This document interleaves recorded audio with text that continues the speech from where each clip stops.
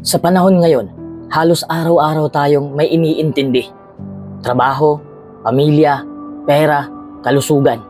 Kung minsan, hindi natin napapansin na dahan-dahan na pala tayong kinakain ng kaba at pag-aalala. Pero may mga maliliit na habit na pwede nating simulan araw-araw para hindi tayo lamunin ng stress at para unti-unting tumatag ang loob natin. Sa video na ito, pag-uusapan natin ang 14 na simpleng hakbang para labanan ng anxiety at para palakasin ang ating emosyon. Number 1, makipag-ugnay ka sa mga taong mapagkakatiwalaan. Kapag dumaranas ka ng matinding pag-aalala, madalas mong naiisip na nag-iisa ka o walang nakakaintindi sa'yo. Pero ang totoo, isa sa pinakamabisang panlaban sa anxiety ay ang pakikipag-ugnayan sa taong mapagkakatiwalaan mo. Kapag kasi nasasabi mo ang nasa loob mo, nababawasan ang bigat ng iniisip mo at nararamdaman mo. Nagkakaroon ka ng ibang perspective. Minsan, simpleng paghingi lang ng payo o pakikinig ng ibang opinyon ay nakakatulong para makita mong hindi pala ganun kabigat ang sitwasyon. Nagkakaroon ka rin ng safety net. Pakiramdam mo, may sasalo sa'yo kahit hindi mo na kaya. Kung nahihiya kang magsalita tungkol sa problema, pwede ring makinig ka muna sa kanila. Minsan, doon nagsisimula ang bukas na komunikasyon. Pero tandaan mo, hindi lahat ng tao ay ligtas kausap. Piliin mo ang taong may respeto, may malasakit at hindi ka huhusgahan. Kapag nasasanay ka na hindi itago ang nararamdaman mo at nakakapagbahagi sa taong mapagkakatiwalaan mo, unti-unti kang nagkakaroon ng sense of belonging at emotional safety. Ang mga ito ay pundasyon ng resilience. Number 2, limitahan mo ang paggamit ng social media. Marami sa atin ang nakasanayan na agad sumilip sa social media pagkagising, bago matulog, at sa bawat free time natin. Pero kung mapapansin mo, mas madalas itong nagdadala ng anxiety kaysa sa peaceful thoughts. Bakit? Dahil halos walang tigil ang balita, opinyon at imahe na nakikita mo. Madalas ay negatibo, nakakainggit o nakaka-pressure. Sa paulit-ulit na exposure dito, magiging sobrang aktibo ang isip mo na siyang nagpapalala ng anxiety. Ang limitasyon ng social media ay hindi lang tungkol sa oras. Ito rin ay tungkol sa intensyon. Kapag binigyan mo ng limitasyon ang paggamit, mas nagkakaroon ka ng kontrol sa kung anong impormasyon ang pumapasok sa'yo. Halimbawa, mag-set ka ng tiyak na oras para magbukas ng social media. Gaya ng 15 to 30 minutes sa umaga at 15 to 30 minutes sa hapon. Piliin mo lang ang mga positibong accounts o pages na ifa-follow mo para hindi puro stress ang nakikita mo. Maglaan ka ng isang araw sa isang linggo bilang social media detox para masanay ang isip mo na hindi laging nakadepende sa notifications. Kapag ginagawa mo ito, mapapansin mong humihina ang triggers ng pagkabalisa. Mas tumataas ang oras mo para sa sarili at para sa pamilya. Mas nagiging kalmado ka at malinaw ang isip mo. Mas napapalakas mo ang self-esteem dahil hindi ka na laging nagkukumpara ng sarili mo sa iba. Sa madaling salita, ang paglimit ng social media ay hindi pagkawala sa mundo, kundi pagbibigay pansin sa mental health at emotional na tibay mo. Sa pagkontrol ng oras at content na pinapanood mo, natututo kang hawakan muli ang kapayapaan mo at hindi basta-basta nadadala ng emosyon mula sa online world. Number 3, dapat meron kang creative outlet. Ano ang ibig kong sabihin? Ang creative outlet ay anumang aktibidad na nagbibigay sa iyo ng pagkakataong ipahayag ang sarili mo sa paraang malikhain. Halimbawa, pwedeng pagguhit, pagpipinta, pagsusulat ng tula o kanta, pagtugtog ng instrumento, pagbuo ng kwento. Ano pa? Pag-aayos ng halamanan, pagluluto, pagdi-DIY crafts, photography, paggawa ng vlog, at marami pang iba. Hindi naman kailangang magaling ka rito. Ang mahalaga ay na-enjoy mo ang pinagagawa mo at malaya mong nailalabas ang nasa loob mo. Kapag kasi abala ang isip mo sa isang malikhaing gawain, nabibigyan ng pahinga ang utak mo mula sa paulit-ulit na pag-aalala. Para itong mental vacation na nagtatanggal ng sobrang pag-iisip. Habang gumagawa ka ng isang bagay, nagpo-focus ka sa kasalukuyan, sa present moment, at hindi sa mga nakaraan o paparating na problema. Parang meditation, pero sa mas aktibong paraan. Pinapababa nito ang stress hormones at pinapaganda nito ang iyong mood. Kapag may outlet ka, natututo kang kilalanin at ilabas ang emosyon mo sa ligtas at positibong paraan. Hindi mo ito iniipon, inilalabas mo ito ng maayos. Natututo kang maging mas patient at masaya sa proseso, hindi lang sa resulta. Ang ganitong mindset ay mahalaga para makayanan ang mahirap na sitwasyon sa buhay. Gumagawa ka ng sariling space ng kapayapaan kahit gaano kagulo ang paligid mo. May lugar kang babalikan kung saan kalmado ka at nagiging totoo sa sarili. Maglaan ka ng kahit 10 to 15 minutes kada araw para sa isang aktibidad na gusto mo. Subukan mo ang iba't ibang activities para makita mo kung alin ang pinakapaborito mo. Minsan mahilig ka pala sa photography, minsan sa pagdi-DIY, minsan sa pagluluto ng bagong recipe. Sa ganitong paraan, ang creative outlet mo ay nagiging ritual ng pagpapakalma at pag-aalaga sa sarili. Hindi lang nababawasan ng anxiety, kundi nagpapalakas din ng loob mo at nagkakaroon ka ng mas malinaw na pag-iisip para harapin ang hamon ng araw. Number 4, maglaan ka ng me time. Ang me time or alone time, hindi luho, kundi isang pangunahing pangangailangan para sa mental at emotional na kalusugan. Sa mabilis at maingay na takbo ng buhay, madalas nakakaligtaan mong alagaan ang sarili mong pangangailangan. Kapag wala kang oras para sa sarili mo, unti-unting naiipon ang stress, pagod at emosyon na hindi mo natutugunan. Ito ang nagiging dahilan kung bakit lumalala ang anxiety, irritability at emotional na pagkapagod. Ang paglalaan ng me time ay nagbibigay sa iyo ng space para huminga. Sa mga sandaling ito, nagkakaroon ka ng pagkakataon pakinggan ng sarili mong iniisip at nararamdaman ng walang distraction. I-reset ang iyong enerhiya at isip para mas malinaw ang desisyon mo. Mag-focus ka sa mga bagay na nagpapasaya sa'yo at nagpapakalma sa'yo. Kapag may me time ka araw-araw, kahit konting minuto lang, nababawasan ang tensyon sa isip. Ang nervous system mo ay nagkakaroon ng pahinga mula sa tuloy-tuloy na stimulation ng trabaho at social media.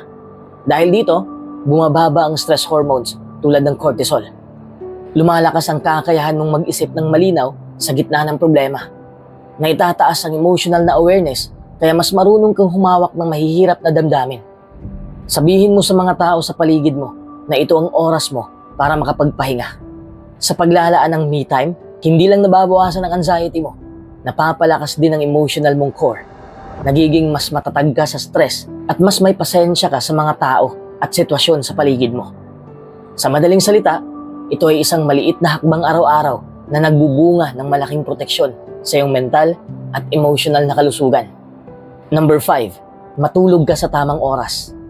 Kapag kulang o hindi regular ang tulog mo, unang naaapektuhan ang utak at emosyon. Ang katawan natin ay may tinatawag na circadian rhythm. Ito ang natural na orasan na nagsasabi kung kailan dapat gising at kailan dapat natutulog ang tao. Kapag hindi mo sinusunod ito, nagkakagulo ang balanse ng hormones mo, gaya ng cortisol at melatonin. Ang resulta, mas mabilis kang kabahan, mas mabilis kang mairita, at mahirapan kang mag-concentrate.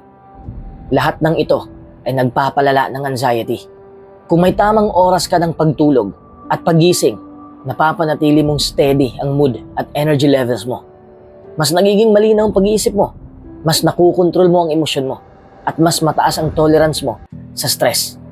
Halimbawa, kung laging 11 PM ka natutulog at 7 AM nagigising, masasanay ang katawan mo at unti-unting magiging automatic ang pag-antok at pagising. Nakakatulong ito na bumaba ang heart rate at blood pressure mo sa gabi, na tanda ng pagkalma ng nervous system. Kaya ang maipapayo ko sa'yo ay iwasan mo ang gadgets 30 to 60 minutes bago ka matulog dahil ang blue light ay nagbablock ng melatonin. Limitahan mo rin ang kape at energy drinks sa hapon o gabi. Hindi ko sinasabi na itigil mo ang kape. Ang sabi ko, limitahan mo ang kape. Ayusin mo ang kwarto mo. Gawin mong madilim, tahimik at malamig para mas madali kang makatulog. Sanayin mong parehong oras ng pagising kahit weekend para masanay ang body clock mo. Kapag naging consistent ito, hindi lang mas bumababa ang anxiety mo sa araw-araw, mas nagiging resilient ang isip at emosyon mo dahil nakakakuha ka ng sapat na pahinga. At sa ganitong kondisyon, mas kaya mong humarap sa problema at stress nang hindi agad natitinag. Number 6, tanggapin mo ang nararamdaman mo. Isa ito sa pinakamahalaga at madalas pinakamahirap na kasanayan natin para mabawasan ang anxiety at mapatatag ang emotional na tibay. Kadalasan, kapag nakakaramdam tayo ng negatibong emosyon, gaya ng kaba, galit, lungkot, o hiya, automatic nating gustong pigilan, itulak palayo, o takpan. Iniisip natin na mali ang nararamdaman natin o mahina tayo dahil doon.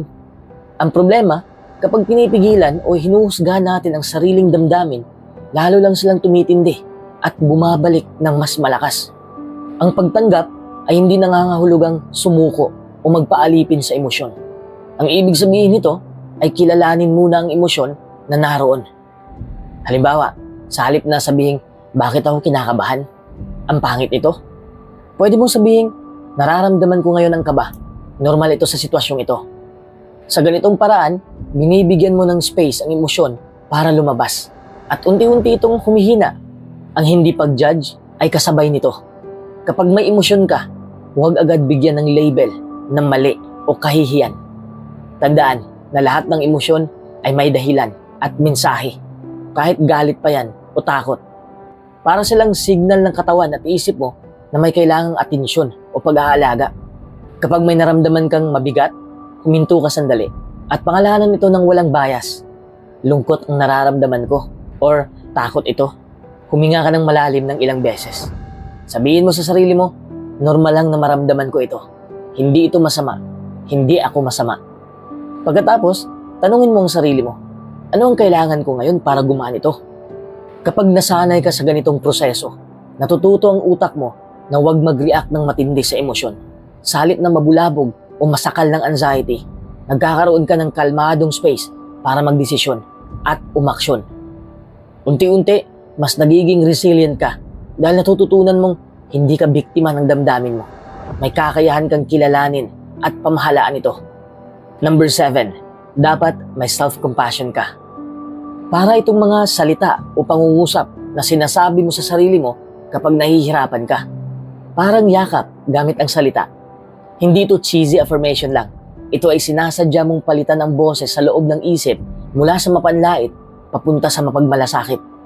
Kung dati kapag nagkamali ka, ang automatic na sinasabi mo sa sarili mo, ang tanga-tanga ko talaga, papalambutin natin yon at papalitan ng normal lang magkamali. Lahat ng tao nagkakamali. Natututo ako dito. Bakit ito mahalaga? Dahil pinuputol nito ang cycle ng self-criticism. Kapag mabagsik ka sa sarili mo, lalo kang natatakot sumubok at mas bumibigat ang anxiety. Kapag kalmado ka, tinutulungan kang huminga at makapag-isip ng malinaw. Sa halip na puro hiya at galit sa sarili, may space para sa pag-aaral at pagbangon. Nagpapalakas din ng emotional resilience. Parang may built-in ka ng kaibigan na laging nandun. At ikaw rin yon. Hindi mo kailangang magmukhang nagmamantra sa harap ng salamin kung hindi ka komportable. Maaari mong isulat sa journal, i-type sa notes ng cellphone, o ibulong mo sa sarili mo habang naglalakad ka. Ang mahalaga, consistent at totoo sa'yo ang tono.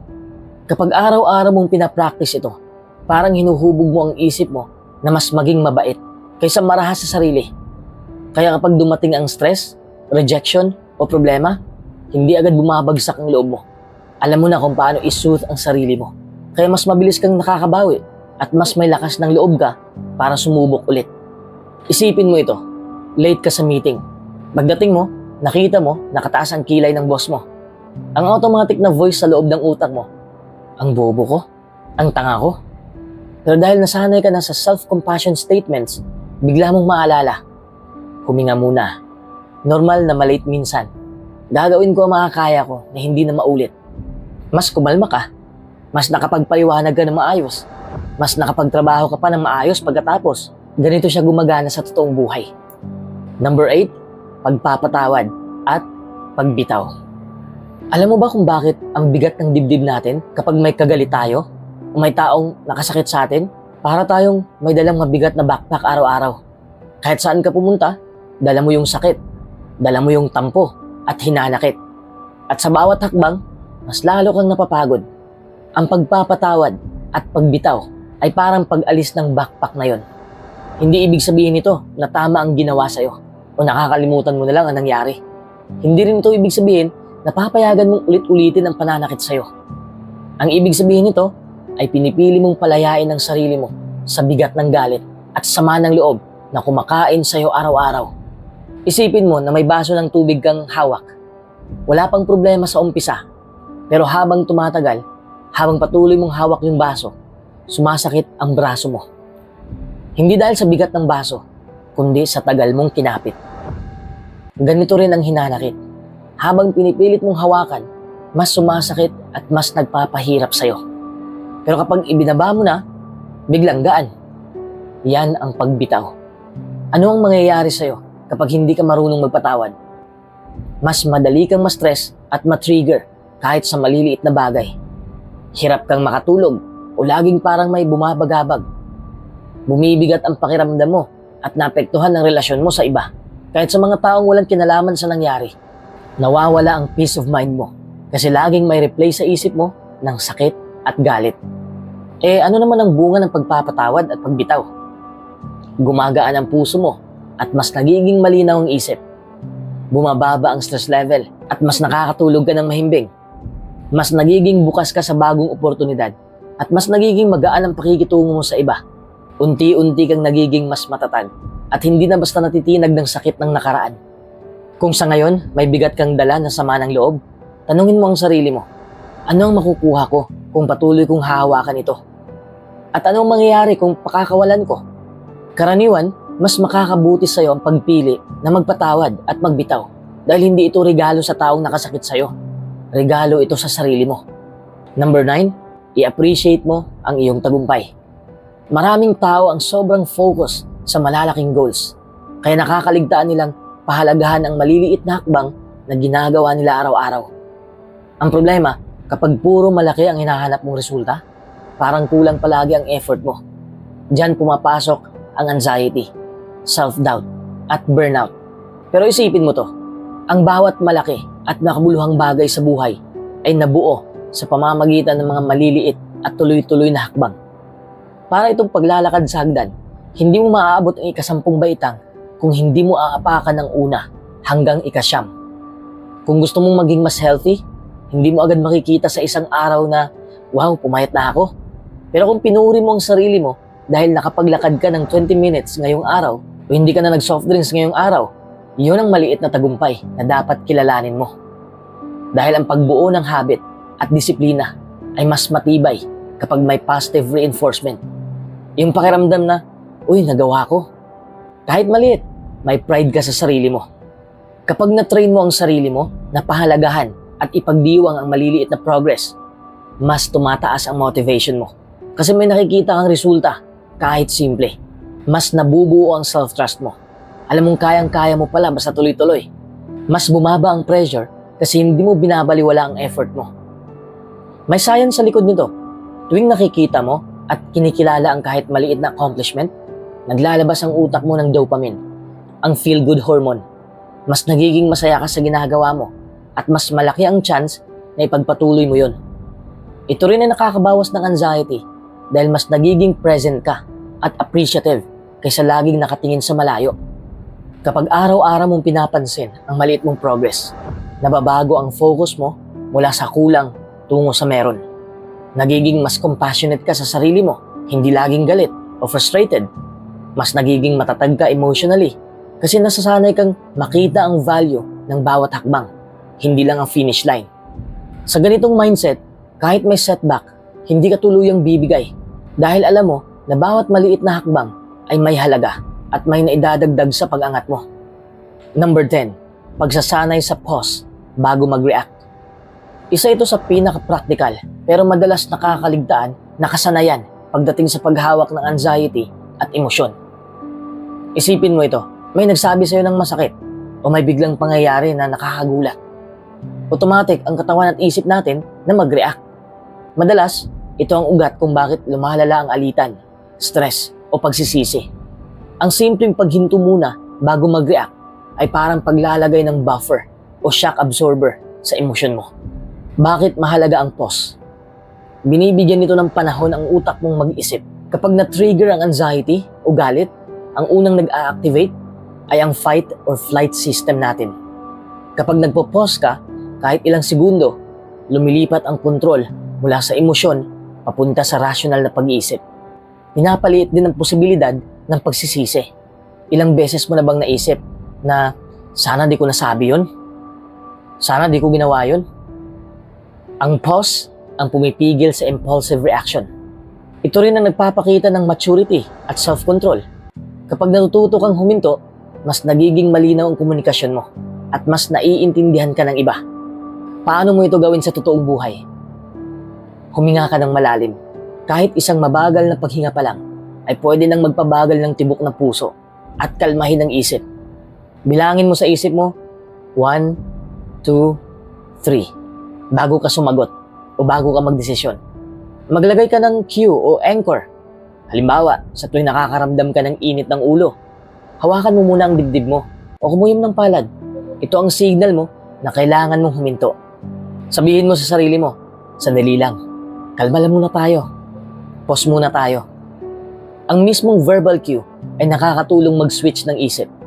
Isang simpleng halimbawa, nasa jeep ka, may biglang sumingit o nabunggo ka. Automatic, pwedeng uminit ang ulo mo. Pero kung nag-pause ka, huminga ka muna ng malalim, nagbilang ka ng 3, maaari mong masabi sa isip mo, baka hindi ito sinasadya, baka may pinagdadaanan siya. Ang resulta, mas konting stress, mas konting gulo. O halimbawa sa bahay, may sinabi ang partner o anak mo na nakakainis. Kung nag-react ka agad, pwedeng lumaki ang away. Pero kung nag-pause ka muna at nagtanong muna, mas nagiging mahinahon ang usapan. Kapag palagi kang nagpa-practice ng pause bago mag-react, unti-unting lumalakas ang emotional na kalamnan mo. Mas nagiging kalmado ka sa harap ng problema. Mas malinaw kang mag-isip at mas nagiging maayos ang relasyon mo sa iba. Ito ang mismong ugat ng emotional na resilience. Number 11, iwasan mo ang overthinking. Kung napapansin mo, kapag gabi na at tahimik ang paligid, parang mas bumibigat ang isip mo. Yung mga bagay na hindi mo masyadong iniisip sa araw, biglang sumasabog sa utak mo pag higa mo sa kama. Para kang may mental Netflix na walang stop button. Iniisip ang bayarin, problema sa trabaho, misunderstandings, mga what if, at paano kung, hanggang hindi ka na makatulog. Nakaka-relate ka ba doon? Natural ito. Kasi sa gabi, bumababa ang distractions. Wala nang ingay. Wala nang ginagawa. Kaya may space ang utak para muling sariwain ang lahat. Ang problema, kapag hindi mo ito minanage, nauuwi ito sa overthinking, anxiety, at puyat. At kapag kulang ka sa tulog, mas malala ang kaba kinabukasan. Para siyang cycle na paulit-ulit. Pero may mga paraan para pigilan ito bago ka mahulog sa spiral. Halimbawa, magkaroon ka ng weary time bago matulog. Mga 30 minutes bago ka humiga, ilista mo muna sa papel lahat ng naiisip mo. Parang parking lot ng worries. Pag nailagay mo na sa papel, mas madali mong i-assure ang sarili mo na nasa listahan na yan. Bukas ko na alalahanin to. Gumawa ka ng calming routine.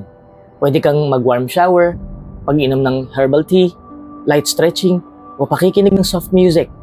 Kapag nasanay ang katawan mo sa ganitong ritual, parang sinasabi mo sa utak mo na tulog mode na tayo. Iwasan mo rin ang heavy social media at mga balita bago ka matulog. Ang mga nakikita mo online ay fuel ng overthinking. Subukan mong magbasa ng libro o devotional kaysa endless scroll. Mindful breathing habang nakahiga ka. Magbilang ka. Inhale, exhale. Habang nakatuon ang isip sa paghinga, nababawasan ang pagtakbo ng mga iniisip mo.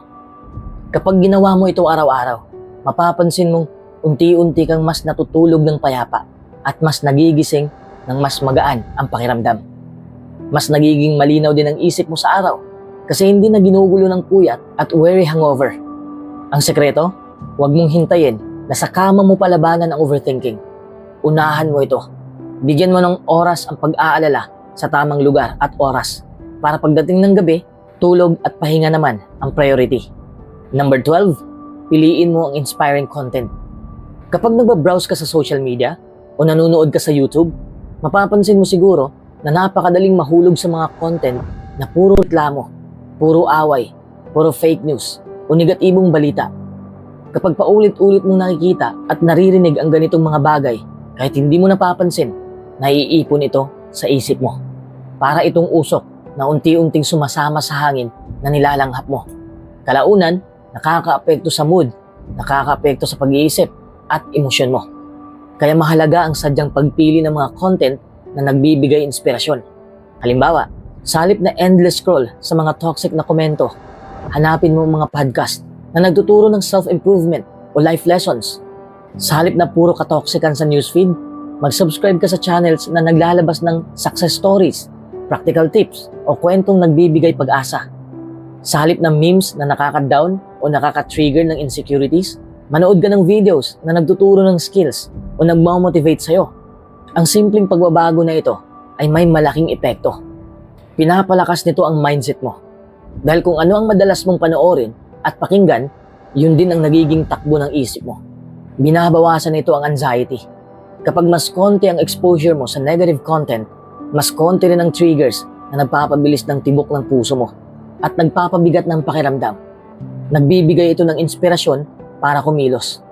Kapag nakakarinig ka ng kwento ng ibang nakalampas sa pagsubok, mas naniniwala kang kaya mo rin.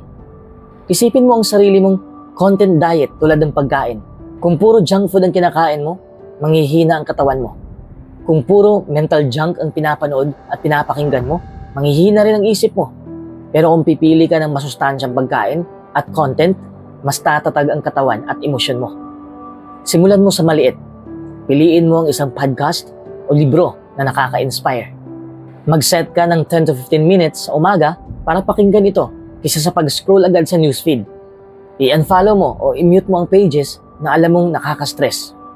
Habang araw-araw mong ginagawa ito, mapapansin mong mas kalmado ka, mas malinaw ang pag-iisip mo, at mas madali mong nahaharap ang problema. Dahil sa bawat inspiring content na pinipili mo, pinapakain mo ang isip mo at puso mo ng pag-asa at lakas sa halip na kaba at takot. Number 13, mag-focus ka sa ngayon.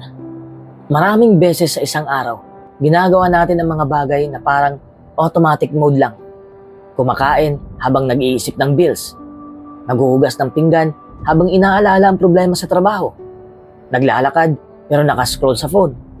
Sa ganitong pattern, hindi lang tayo napapagod, mas nagiging magulo rin ang isip natin at mas mabilis tayong kabahan o ma-stress.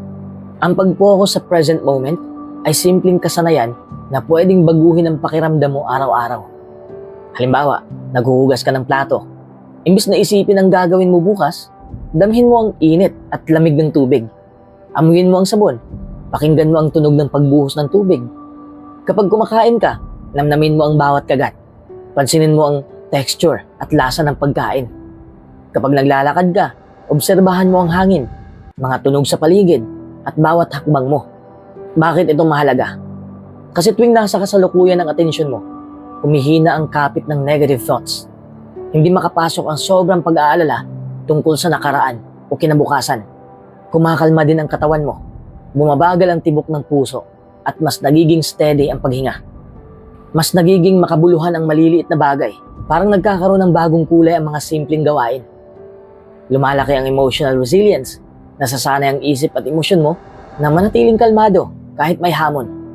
Relatable ito, lalo na sa mga busy na tao. Parang free break na kahit wala kang extra oras. Hindi mo kailangang umupo at mag-meditate ng 30 minutes. Ginagawa mo lang ang normal na gawain mo, pero may dagdag na atensyon at pagdama. Kung araw-araw mong ipapractice ito, mapapansin mong mas bumababa ang kaba, mas malinaw ang isip mo, at mas nagiging buo ka sa bawat sandali. Ito ang sekreto ng maraming tao na kalmado at centered. Hindi sila tumatakas, nandun lang sila, lubos na naririyan sa ginagawa nila. Number 14, kilalanin mo ang warning signs ng anxiety. Marami sa atin ang nagugulat na lang. Bigla tayong kinakabahan, bigla tayong naiirita, umiikot ang isip natin o parang walang dahilan pero nagpapanik. Kadalasan, hindi naman biglang sumasabog ang anxiety. May mga maliliit na senyales muna na hindi natin agad napapansin. Kapag natutunan mong kilalanin ang mga senyales na ito ng maaga, mas madali mong mapipigilan o mapapakalma ang sarili mo bago pa lumala ang kaba. Isipin mo ito parang traffic light. Kapag green, kalmado ka at kontrolado. Kapag yellow, may mga warning signs na dumarating. At kapag red, full-blown anxiety na. Kung alam mo ang yellow light mo, hindi ka agad mapupunta sa red. Hindi lahat pare-pareho, pero karaniwan may signature ang anxiety mo. Halimbawa, may iba na sumasakit ang tiyan, may iba nanginginig ang kamay, may iba na umiikot lang ang isip. Kung huli mong napapansin, nasa gitna ka na ng panic attack bago pa naiisip kung anong gagawin. Pero kung maaga mong kilala ang senyales, pwede mong gawin ang mga coping strategies tulad ng malalim na paghinga, grounding techniques, o pag-alis muna sa stressful na lugar. Isipin mo, kapag driver ka at nakita mong umiilaw na ang check engine light, hihinto ka at magpapacheck bago masira ang makina. Ganun din sa anxiety. Ang mga warning signs at check engine light ng katawan at isip mo. Kapag regular mong inaasikaso ang sarili mo, para ka ring nagiging detective ng sarili mong damdamin. Mas nauunawaan mo kung kailan at bakit ka na-stress. At mas maaga kang nakakakilos para pakalmahin ang sarili mo. Ang pagkilala sa warning signs ng anxiety ay hindi lang pag-alam kung anong nararamdaman mo. Ito ay pagsasanay na mahalin at intindihin ang sarili mo. Kapag marunong ka nang magbasa ng mga senyales ng katawan at isip mo, nagiging mas empowered ka, mas handa ka, at mas kalmado ka sa tuwing dumarating ang stress.